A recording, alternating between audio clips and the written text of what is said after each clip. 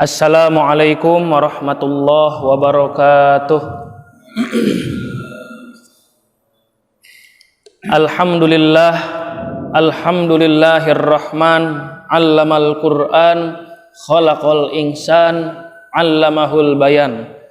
Ashhadu an la ilaha illallah wahdahu la syarikalah wa ashhadu anna sayyidana wa nabiyyana Muhammadan abduhu wa rasuluhu la nabiyya ba'dah.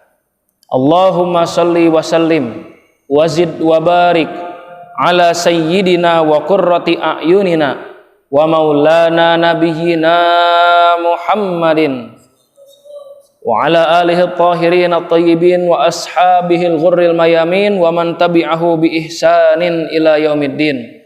Rabbi syrah li sadri wa yassir li amri wahlul 'uqdatam min lisani yafqahu qawli amma ba'du.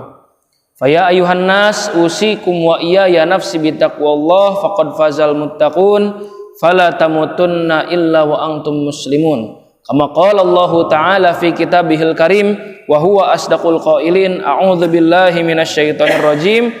Ya ayyuhalladzina amanu taqullaha haqqa tuqatih wa la tamutunna illa wa antum muslimun. Shadaqallahul azim. Jamaah salat maghrib yang saya hormati dan yang disayang oleh Allah Subhanahu wa taala.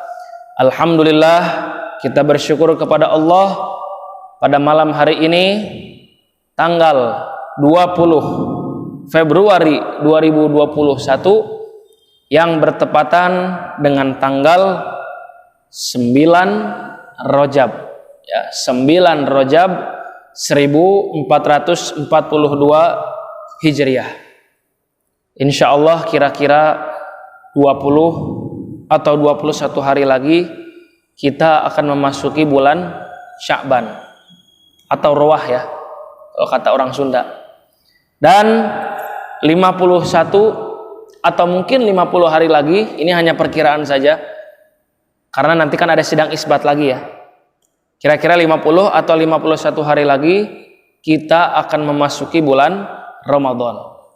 Sekali lagi kita berdoa kepada Allah, mudah-mudahan tahun ini usia kita sampai ke bulan Ramadan, kita sempat bertemu dengan Ramadan dan bisa ibadah dengan maksimal di bulan tersebut. Amin, amin ya rabbal alamin. Sekedar mengingatkan saja, barangkali ada di antara hadirin semua yang masih punya hutang puasa atau keluarganya, saudaranya, biasanya perempuan yang punya hutang puasa. Tolong ingatkan mereka, mumpung Ramadan belum tiba, maka buru-buru lunasi hutang puasanya. Kalau sudah masuk Ramadan repot lagi nanti. Mumpung belum masuk bulan Ramadan, maka buru-buru dilunasi hutang puasanya. Mumpung masih agak jauh, ya segera lunasi hutangnya. Alhamdulillah Allah memberikan ya, telah memberikan kekuatan, kesehatan, hidayah dan taufik sehingga kita bisa kembali menghadiri kajian rutin di Taman Surga ini.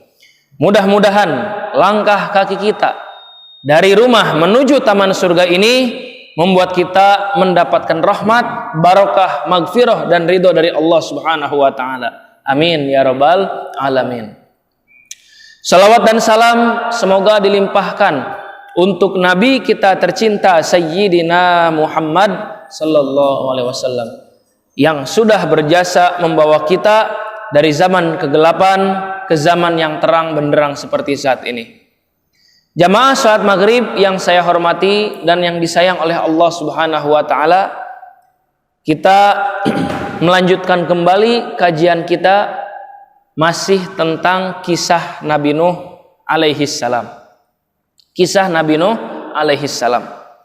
Seperti yang sudah kita bahas pada pertemuan yang lalu, kisah Nabi Nuh ini kita bagi menjadi 5 bagian. Ya, yang pertama tentang Abul Bashar, ini sudah kita bahas, bapak seluruh umat manusia. Ada 3. Ya, yang pertama yaitu Nabi Adam, yang kedua Sith bin Adam, yang ketiga Nabi Nuh alaihi salam. Kemudian bagian yang kedua yaitu tentang nabi-nabi yang termasuk ulul azmi. Ini ada 5 yang biasa disingkat dengan mimin atau nimim ya. Ada 5. Yang pertama yaitu Nabi Nuh alaihi salam, yang kedua Nabi Ibrahim alaihi salam, yang ketiga Nabi Musa alaihi salam, yang keempat Nabi Isa alaihi salam, dan yang terakhir Nabi Muhammad sallallahu alaihi wasallam. Ini 5 nabi yang memiliki prestasi, yang masuk 5 besar nabi terbaik dalam menghadapi kelakuan umatnya. Kemudian yang ketiga, pertemuan yang lalu sudah kita bahas juga, yaitu tentang kehidupan umat manusia sepeninggal Nabi Idris alaihi salam, sebelum Nabi Nuh diutus oleh Allah Subhanahu wa taala. Bagaimana kehidupan mereka? Awal-awalnya masih menyembah Allah. Karena belum jauh ya dari Nabi Idris, dari meninggalnya Nabi Idris. Awal-awal masih menyembah Allah. Kemudian ada 5 tokoh di situ. 5 tokoh ini yang bernama Wad, Suwa', Yaghuth, Ya'uq, dan Nasr.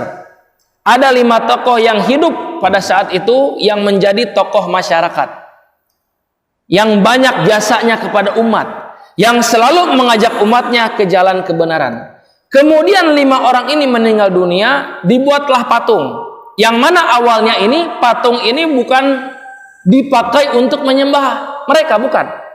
5 patung ini awalnya pertama digunakan untuk mengenang jasa-jasa mereka. Yang kedua, adanya patung ini sebagai motivasi. Kalau iman lagi rendah, iman lagi turun, maka lihatlah ke patung ini sehingga iman kita bisa naik kembali. Awalnya itu. Tapi lama-kelamaan akhirnya patung tersebut bukan cuma dipakai untuk mengenang jasa, dipakai untuk motivasi, tapi lama-kelamaan saking cintanya mereka kepada 5 orang tersebut, akhirnya patung-patung tadi disembah. Ya, patung-patung tadi disembah oleh umat Nabi Nuh alaihi salam. Disembah. Ini akibat cinta yang berlebihan. Sekali lagi ingin saya sampaikan, kita mencintai orang-orang soleh boleh, kita mencintai Nabi boleh, malah disuruh sama Allah ya. Jadi kita mencintai Nabi harus melebihi segala-galanya ya. Cinta kepada Nabi baru cinta kepada manusia yang lainnya. Cinta kepada Nabi di atas segala-galanya. Tapi jangan sampai cinta kepada Nabi itu secara berlebihan, atau yang biasa dalam agama disebut sebagai gulu, ya, berlebih-lebihan. Bagaimana indikator atau kategori berlebihan itu? Jazakallah. Bagaimana kategorinya atau indikatornya? Menganggap mereka sebagai Tuhan. Menganggap mereka sebagai Tuhan. Ini yang berlebihan, tidak boleh. Sebagaimana yang dilakukan oleh umat Yahudi kepada Nabi Uzair. Mereka menganggap Uzair anak Allah. Kemudian orang-orang Nasrani, Kristen, mereka juga gulu kepada Nabi Isa alaihi salam. Saking cintanya kepada Nabi Isa dianggap sebagai Tuhan atau anak Tuhan, ya, seperti itu. Jadi pelajaran dari yang ketiga kemarin adalah kita memang harus mencintai para nabi dan rasul, kita juga harus mencintai orang-orang soleh, tapi jangan sampai berlebihan. Indikator berlebihannya adalah menganggap mereka sebagai Tuhan. Baik, hadirin sekalian, hari ini kita masuk ke bagian keempat. Apa itu? Perjalanan dakwah Nabi Nuh alaihi salam. Perjalanan dakwah Nabi Nuh alaihi salam. Jadi kisah perjalanan dakwah Nabi Nuh Allah abadikan di surat Nuh, surat ke-71, juz 29. Surat Nuh itu surat yang khusus spesial membahas kisah Nabi Nuh alaihi salam. Nggak ada kisah nabi-nabi yang lain kecuali Nabi Nuh saja. Ya, ini surat khusus membahas Nabi Nuh alaihi salam. Jadi kisahnya ada di surat Nuh, surat ke-71 ayat 29. Dari awal sampai akhir semuanya membahas Nabi Nuh alaihi salam. Karena umat Nabi Nuh kelakuannya sudah parah. Mereka bukan cuma menyembah berhala, mereka juga melakukan judi, zina, main perempuan, ya, yang perempuan main laki-laki. Wah, pokoknya aneka ragam kemaksiatan ada di situ. Minum minuman keras, pokoknya apapun yang namanya maksiat waktu itu ada di zaman Nabi Nuh alaihi salam. Bunuh-bunuhan atau apalagi pemalakan, pencurian, ada semuanya di situ. Sehingga Allah Subhanahu wa taala mengutus Nabi Nuh alaihi salam untuk mendakwahi kaumnya. Ya, jadi Allah Subhanahu wa taala berfirman di surat Nuh ayat pertama, A'udzubillahi minasyaitonir rajim. Bismillahirrahmanirrahim. Inna arsalna Nuhan ila qaumihi an anzir qaumaka min qabli ayyatiyahum adzabun alim. Yang artinya, sesungguhnya kami, maksudnya Allah, sesungguhnya Allah telah mengutus Nabi Nuh alaihi salam kepada kaumnya. Allah memerintahkan Nabi Nuh, ya di sini dikatakan an anzir qaumaka. Berilah peringatan kepada kaummu. Ingetin kaum kamu, nasihatin kaum kamu. Jadi ini juga pelajaran buat kita, ya Bapak Ibu sekalian. Kalau ada teman kita berbuat kesalahan, kudu dicaram, ditegur, ya. Apapun itu kesalahannya, mau kesalahan yang kecil atau kesalahan yang besar, jangan lupa untuk selalu dicaram, ya, dinasehati, diingatkan. Jadi kata Allah, ingetin umatmu, nasehatin umatmu sebelum azab yang pedih datang kepada mereka. Kaum Nabi Nuh sesat, musyrik, sombong, maka Allah menyuruh Nabi Nuh untuk mendakwahi kaumnya.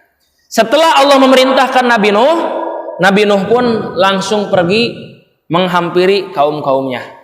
Ayat kedua, Allah berfirman, qala ya qaumi inni lakum nadhirum mubin. Nabi Nuh berkata kepada kaumnya, wahai kaumku, aku ini adalah utusan Allah. Aku ini diperintahkan oleh Allah, diperintahkan Tuhan yang memelihara alam semesta ini untuk menasihati kalian, untuk mengingatkan kalian, karena kalian adalah saudaraku, kalian adalah kerabatku. Ini bahasa yang sopan nggak? Sopan. Kalian adalah sahabatku, kalian adalah saudaraku, kalian adalah kerabatku. Ini bahasa yang sopan. Ini jadi pelajaran buat kita. Kalau berdakwah harus apa ya? Harus lembut. Nggak boleh keras. Tidak boleh keras. Kalau kita dakwah dengan cara yang keras, maka umat nanti bakal kabur. Itu nanti ada di bagian yang kelima. Ya, hikmah atau pelajaran yang bisa kita ambil dari kisah Nabi Nuh alaihi salam. Jadi kata Nabi Nuh, ayo, aku ini adalah manusia, utusan Allah. Aku ini diperintahkan oleh Allah untuk menasihati kalian, untuk mengingatkan kalian. Apa isi dakwah Nabi Nuh? Ayat ketiga. Ani'budullaha wattaquhu wa ati'un. Isi dakwah Nabi Nuh adalah sembahlah Allah, bertakwalah kepada Allah, dan taatlah kepadaku. Ada 3 poin. Ya, semua nabi sih seperti itu, ya. Menyembah Allah, kemudian bertakwa kepada Allah, setelah itu taat kepada nabi. Menyembah Allah harus sesuai dengan aturan-aturan yang ada, yang dicontohkan oleh Nabi Nuh alaihi salam. Bertakwa kepada Allah. Apa itu takwa? Dalam bahasa Arab disebut, ya, imtithalu awamirillah wajtinabu nawahihi. Menjalankan segala perintah Allah dan menjauhi segala larangan-larangannya. Kan kaum Nabi Nuh sebaliknya, menjalankan segala larangan Allah dan menjauhi segala perintah Allah. Kan begitu. Makanya di sini kata Nabi Nuh, sembahlah Allah, bertakwalah kepadanya, jalankan segala perintahnya. Jadi nggak cukup menyembah Allah saja, kita juga harus menjalankan perintahnya, terus menjauhi larangannya, kan begitu. Kita menyembah Allah tapi masih berbuat maksiat, masih minum minuman keras. Kita menyembah Allah tapi masih maling, kan ngaco. Kita menyembah Allah tapi apa? Ngaji ditinggalkan, ya baca Quran ditinggalkan, ngaji di majelis taklim haroream. Apalagi kita menyembah Allah tapi puasa nggak dijalankan, umroh juga enggak padahal mampu, haji juga enggak padahal mampu. Nah, ini salah. Jadi menyembah Allah tapi juga jalankan segala perintahnya, juga jauhi segala larangannya. Bagaimana cara melakukan itu semuanya? Lihat apa yang dilakukan oleh Nabi. Dalam hal ini Nabi Nuh alaihi salam. Kalau kita Nabi Muhammad sallallahu alaihi wasallam. Semua ibadah dicontohkan oleh Nabi Muhammad sallallahu alaihi wasallam. Enggak boleh keluar dari aturan Nabi, tidak boleh. Hati-hati kalau keluar dari aturan Nabi, mohon maaf, itulah yang disebut dengan bid'ah. Ya, bid'ah itu melakukan suatu ibadah yang tidak dicontohkan oleh Rasulullah sallallahu alaihi wasallam. Tapi kita juga mesti tahu indikator bid'ah itu apa saja. Ya, jadi jangan sampai misalnya sholat subuh 4 rakaat, sholat duhur 6 rakaat, atau sholat duhur sama asar dijamak, ya nggak pergi kemana-mana tapi dijamak, dikosor deh, ya jamak kosor. Itu tidak boleh, itu bid'ah namanya. Atau sholat maghrib sama isya, nggak pergi kemana-mana, di rumah sendiri, di jamak kosor, ya maghrib dikosor, isya juga dikosor. Ini ngaco. Mohon maaf, ini ajaran Syiah. Safar atau tidak safar, di rumah atau dalam perjalanan, sholat itu cuma 3 waktu katanya. Subuh, kemudian zuhur asar, maghrib isya, jadi 3 waktu. Zuhur asar digabungin, dikosor lagi. Maghrib isya digabungin, dikosor juga. Nah, inilah yang disebut dengan bid'ah yang seperti ini. Kan Nabi melarang itu. Kata Nabi, kalau mau dijamak kosor, maka kita harus dalam perjalanan jarak jauh. Safar itu baru boleh dijamak kosor. Kalau di rumah, ya tidak boleh dijamak kosor. Ya, seperti itu. Jadi supaya kita tidak salah jalan, ikutilah apa-apa yang disampaikan oleh Rasulullah Shallallahu Alaihi Wasallam. Sembahlah Allah, jalankan segala perintahnya, jauhi segala larangannya, ikutilah sunnah-sunnah yang diajarkan oleh Nabi. Ya, itulah isi dakwah Nabi Nuh alaihi salam. Semua Nabi juga seperti itu. Yaghfir lakum min dzunubikum wa yuakhirkum ila ajalin musamma inna ajalallahi idza jaa la yuakhkhar law kuntum ta'lamun. Kalau kalian menyembah Allah, kalau kalian menjalankan segala perintah Allah, kalau kalian menjauhi segala larangan Allah, kalau kalian mengikuti aku, di sini dikatakan niscaya Allah akan mengampuni dosa-dosa kalian. Allah hapus dosa-dosa kalian. Ya, kalau kita menyembah Allah terus sesuai dengan koridornya, sesuai dengan yang dicontohkan oleh Nabi, Allah menghapus dosa-dosa kita. Allah juga memperpanjang usia kita. Jadi usia kita panjang, usia panjang tapi sehat, ya. Ya seperti bapak-bapak ini, ya, usia panjang tapi sehat terus, alhamdulillah. Semoga sehat sampai seterusnya. Amin ya rabbal alamin. Dan Allah akan memperpanjang usia kalian, ya, memperpanjang usia tapi sehat terus. Sesungguhnya ketetapan Allah apabila telah datang waktunya, misalnya kalau kata Allah azab datang sekarang, pasti datang sekarang. Kalau datangnya nanti, pasti datangnya nanti. Itulah ketetapan Allah Subhanahu wa taala. Nabi Nuh berdakwah kepada kaumnya. Berdakwah. Tapi apa yang terjadi? Di sini dikatakan Nabi Nuh curhat kepada Allah setelah dakwah selama ratusan tahun. Qala rabbi inni da'autu qaumi lailaw wa nahara. Nabi Nuh curhat kepada Allah, ya Allah, Aku sudah berdakwah kepada kaumku. Aku sudah berusaha semaksimal mungkin. Pagi, siang, sore, malam, setiap hari. Bukan seminggu sekali. Kayak saya seminggu sekali. Atau sebulan sekali. Bukan. Atau setahun sekali. Bukan. Setiap hari. Nabi Nuh, ya kata Nabi Nuh, aku setiap hari mendakwahi kaumku ya Allah. Ya, dari pagi sampai malam aku terus mendakwahi mereka setiap hari. Falam yazidhum du'ai illa firara. Setiap aku berdakwah kepada mereka, mereka malah lari ya Allah. Jadi Nabi Nuh berdakwah, ini kaumnya pada lari. Tidak seperti jamaah yang ada di sini. Saya berdakwah tetap di sini mendengarkan. Nabi Nuh tidak. Ini perjuangan yang luar biasa. Nabi Nuh berdakwah pada lari. Coba. Karena kepanasan. Yaitu manusia apa setan tuh? Berdakwah diingetin, dinasehatin kalah mangkat. Ya, kata Nabi Nuh di sini, setiap aku berdakwah, mereka malah pergi. Mereka malah lari. Wa inni kullama da'awtuhum litaghfira lahum ja'alu asabi'ahum fi adhanihim wastaghshaw thiyabahum wa asarru wastakbaru istikbara. Setiap aku mengajak mereka, setiap aku ngingetin mereka, setiap aku nasihatin mereka, di sini katakan mereka selalu ja'alu asabi'ahum fi adhanihim. Mereka selalu memasukkan anak jari, ya, jari mereka ke telinga. Supaya apa? Supaya enggak kedengeran. Jadi ini pelecehan, ini penghinaan. Ada seorang ustadz berdakwah, tiba-tiba jamaahnya begini, coba. Itu penghinaan enggak? Bajingan nggak kayak gitu? Ini Nabi Nuh lagi ngomong pada begini kaumnya. Ja'alu asabi'ahum fi adhanihim.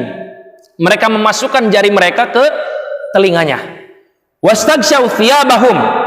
Kemudian mereka ini ya menutupi muka, kepala dengan baju. Jadi baju ini bajunya ya kaosnya ditutupin. Ada yang begini, ada yang ditutupin kepalanya pakai baju, dikitukeun dah. Penghinaan nih, ya penghinaan luar biasa. Wastaghshaw thiyabahum wa asarru wastakbaru istikbara. Mereka tidak mau mendengarkan dakwah Nabi Nuh. Mereka juga tidak mau melihat Nabi Nuh. Mereka juga menyombongkan diri, ya, menyombongkan diri. Coba Bapak Ibu sekalian, seandainya kita lagi ngomong nggak didengerin sama orang, nyeri hati tuh, nyeri hati pasti, sakit hati kita capek bicara berbusa-busa, bicara panjang lebar, tapi nggak didengar. Ya ada yang begini, ada yang ditutupin pakai baju, ada yang lari, ya, ada yang, ya intinya nggak pada mau denger dakwah Nabi Nuh alaihi salam. Thumma inni da'awtuhum jihara. Aku sudah mengajak mereka dengan cara terang-terangan, diumumin. Ayo, semuanya kembali kepada Allah. Ayo, semuanya tinggalkan kemaksiatan, tinggalkan minum-minuman keras, tinggalkan judi, tinggalkan zina. Di sini dikatakan thumma inni a'lantu lahum wa asrartu lahum israra. Aku sudah mengajak mereka dengan cara terang-terangan. Aku juga sudah mengajak mereka dengan cara diam-diam. Terang-terangan sudah, diam-diam sudah. Dengan cara yang lembut sekalipun sudah. Berbagai macam cara sudah. Ngajak dialog pun hayu. Ya. Sok siapa yang mau ngajak dialog? Ayo, sini kita dialog, sini kita diskusi, ngobrol. Itu pun sudah dilakukan oleh Nabi Nuh alaihi salam. Yursilis faqultu astaghfiru rabbakum innahu kana ghaffara. Aku katakan kepada mereka, ayo semuanya istighfar. Mohon ampun kepada Allah. Ayo mohon ampun. Sesungguhnya Allah Maha Pengampun. Semuanya ayo istighfar. Meminta maaf kepada Allah supaya dosa-dosa kalian diampuni oleh Allah Subhanahu wa taala. Selain diampuni oleh Allah, yursilis samaa alaikum midrara. Allah pasti akan mengirimkan hujan yang lebat untuk kita semua. Allah pasti mengirimkan hujan rahmat, hujan yang penuh manfaat untuk kita semua, bukan hujan azab. Mohon maaf ya, akhir-akhir ini di berbagai daerah, termasuk di Purwakarta, tadi juga saya dengar kabar di daerah Sukasari itu terjadi longsor katanya. Akses di mana-mana banjir, ya, terutama di luar Purwakarta nih, di Jakarta, di Bekasi. Tadi juga saya dengar kabar dari teman-teman di Jakarta, di Bekasi, Jabodetabek lah pokoknya mah. Memang rumah mereka aman, tapi akses menuju tempat kerja itu kebanjiran. Kita berdoa kepada Allah, mudah-mudahan musibah yang terjadi secara bertubi-tubi ini mudah-mudahan berakhir dengan secepatnya. Amin ya rabbal alamin. Dan mudah-mudahan dengan adanya banjir ini membuat semua manusia, termasuk para pemimpin negeri ini, areling semuanya ya. Amin ya rabbal alamin. Jadi kata Nabi Nuh, kalau kita menyembah Allah, selain Allah bakal mengampuni dosa-dosa kita, Allah juga bakal mengirimkan hujan kepada kita. Hujannya jelas, hujan rahmat, hujan yang enak, hujan yang penuh dengan manfaat. Dengan turunnya hujan, maka tanaman-tanaman di sekitar kita tumbuh subur. Dengan turunnya hujan yang sebelumnya sumur saat kering, jadi ada lagi. Dengan turunnya hujan, ya kita enak tidur gitu. Ya enak tidur. Ada yang begitu, ya. Ya enak dengan turun hujan kan biasa enak ya, tidur-tiduran. Tapi bukan berarti jadi malas-malasan. Ada kalanya kita ya tidur, ada kalanya kita harus beraktivitas. Wa yumdidukum bi amwali wa banina wa yaj'al lakum jannati wa yaj'al lakum anharo. Allah bakal ampuni dosa-dosa kita.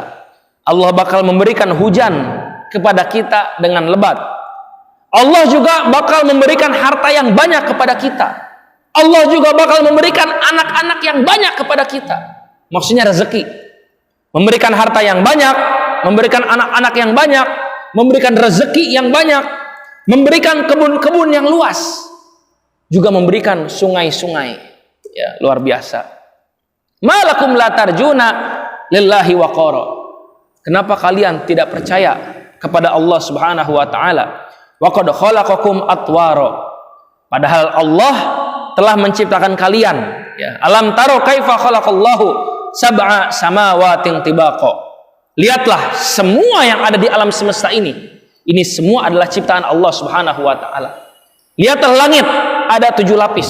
Lihatlah bumi, lihatlah semua tanaman-tanaman yang ada di sini, semuanya ciptaan Allah Subhanahu wa taala.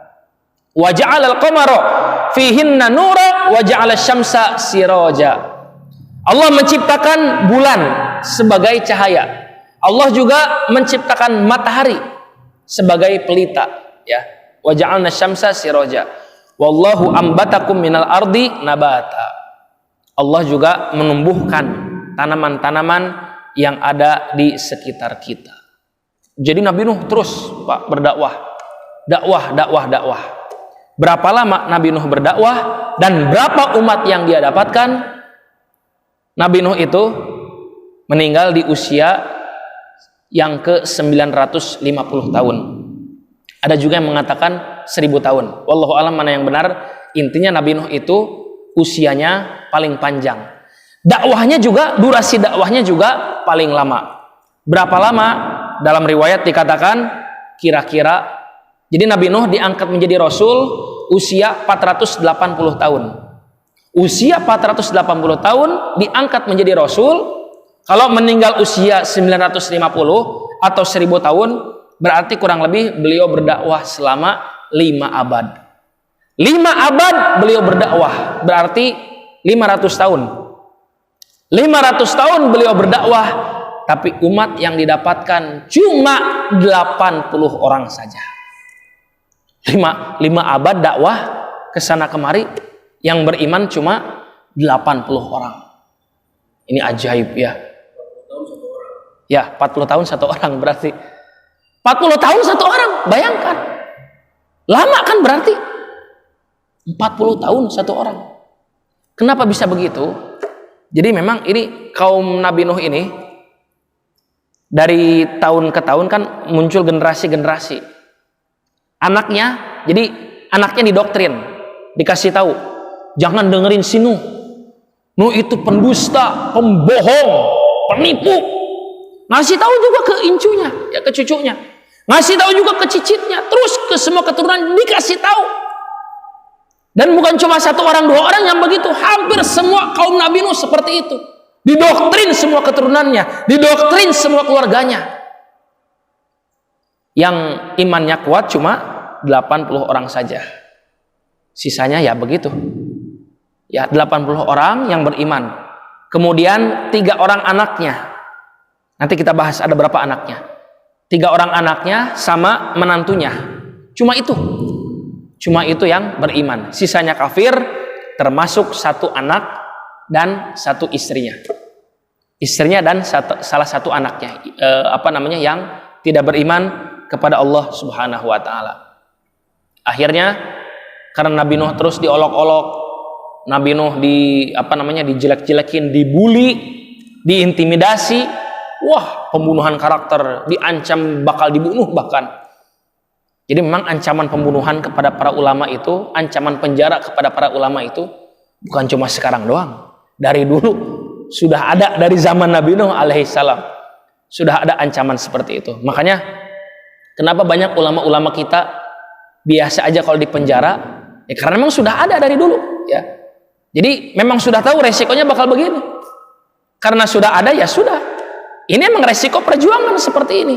Ya, resiko perjuangan seperti ini. Nah, karena Nabi Nuh mendapatkan ancaman seperti itu, bahkan kaum Nabi Nuh menantang azab Allah. Nuh, kalau betul kata kamu, kalau kita tidak menyembah Allah, azab bakal datang, tunjukkan kepada kami. Mana azab itu?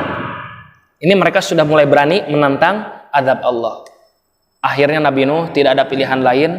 Selama 5 abad berdakwah, ya tadi ya, 40 tahun cuma 1 orang. Tidak ada pilihan kecuali ya udah, Allah turunkan saja azab. Ya, Nabi Nuh berdoa kepada Allah, ya Allah, bukan ya Allah, berikanlah mereka azab. Ya Allah, habisi saja mereka, bukan. Bahasanya halus. Ya Allah, karena mereka meminta azab, karena mereka menantang azabmu, maka berikanlah mereka azab. Itu doa Nabi Nuh alaihi salam. Ya sudah, akhirnya Allah siap mengabulkan doanya. Tapi kata Allah, sebelum turun azab, aku perintahkan lu 1 perintah kepadamu. Apa itu? Nuh, kata Allah, sebelum azabku turun, bikin dulu kapal, perahu ya. Bikin dulu kapal untuk menyelamatkanmu dan menyelamatkan umatmu yang beriman tadi. 80 orang, 3 anaknya dan menantunya. Ya sudah, akhirnya Nabi Nuh beserta yang beriman tadi sama anaknya juga membuat kapal, membuat perahu. Membuat kapal. Ini kapal luar biasa besar, ini kapal. Mungkin ya kapal terbesar lah di zaman itu ya. Di zaman itu. Dan kayunya juga luar biasa. Ada yang bilang cenah. Kayunya ngambil dari Indonesia, kayu jati. Wallahu alam. Ini menurut saya hoak kali ya. Dan Nabi Nuh jauh atuh. Nabi Nuh kan posisi di Irak. Ya, di Irak, bukan di Indonesia. Lamun Nabi Nuh di Indonesia masuk akal. Ayo aku jauh-jauh lah ke Indonesia aku mah. Kayu jati dari Indonesia, asa kayu impor. Ya Allahu alam, saya juga nggak tahu ya. Apakah dulu di Indonesia sudah ada manusia? Allahu alam, kita juga nggak tahu. Intinya Nabi Nuh mendapat perintah dari Allah untuk membuat kapal yang diambil dari kayu. Mulailah semuanya bekerja. Pas lagi bikin kapal, kaum Nabi Nuh masih saja mengolok-olok Nabi Nuh. Apa mereka bilang? Nuh, kamu dan kaummu sudah pada gelo ya. Gelo maraneh ya. Gelo kalian. Nggak ada hujan, lautan juga jauh. Bikin kapal. Ya, di gunung posisi. Bikin kapal, coba kumaha. Wallahu alam, kalau kita ada di zaman itu, apakah kita termasuk yang beriman kah? Atau yang tidak beriman? Ya kita bersyukur kita hidup di zaman sekarang ya. Di zaman sekarang yang memang sudah ada pelajaran di masa lalu bahwa azab akan datang menimpa kaum yang tidak beriman kepada Allah, yang banyak kemaksiatannya, bahkan yang menentang azab Allah Subhanahu wa taala. Itu Nabi Nuh bikin kapal, Nabi Nuh sudah berhenti ngingetin mereka, sudah nggak ngingetin mereka lagi bikin kapal, masih saja diolok-olok. Nabi Nuh tetap sabar. Akhirnya begitu bikin kapal, jadi kapalnya. Begitu sudah jadi, perintah dari Allah, bawa semua umatmu yang beriman, anak-anakmu kecuali yang satu, sama menantu-menantumu, istrimu dan salah satu anakmu jangan dibawa. Kemudian hewan-hewan juga bawa, masukin semuanya ke kapal. Akhirnya dibawalah semuanya ke kapal. Setelah semuanya nyampe di atas perahu, di atas kapal, turunlah hujan. Turun hujan, awalnya hujan rintik-rintik, gerimis. Lama-lama ini kan hujannya berhari-hari, ya berhari-hari bahkan berbulan-bulan. Lama-lama bukan hujan gerimis atau hujan biasa, hujan deras. Hujan deras sampai terjadi banjir di mana-mana. Jadi waktu itu seluruh dunia banjir. Seluruh dunia banjir, semuanya tidak ada yang selamat kecuali yang ada di dalam kapal saja. Salah satu anak Nabi Nuh sama istrinya ikut tenggelam, ditimpa oleh banjir tadi. Lalu bagaimana kisah selanjutnya? Insya Allah akan kita bahas pada pertemuan yang akan datang. Kurang lebihnya mohon maaf. Kalau ada kata-kata yang baik itu dari Allah Subhanahu wa taala. Kalau ada kata-kata yang tidak baik dari saya pribadi, sekian. Wassalamualaikum warahmatullahi wabarakatuh.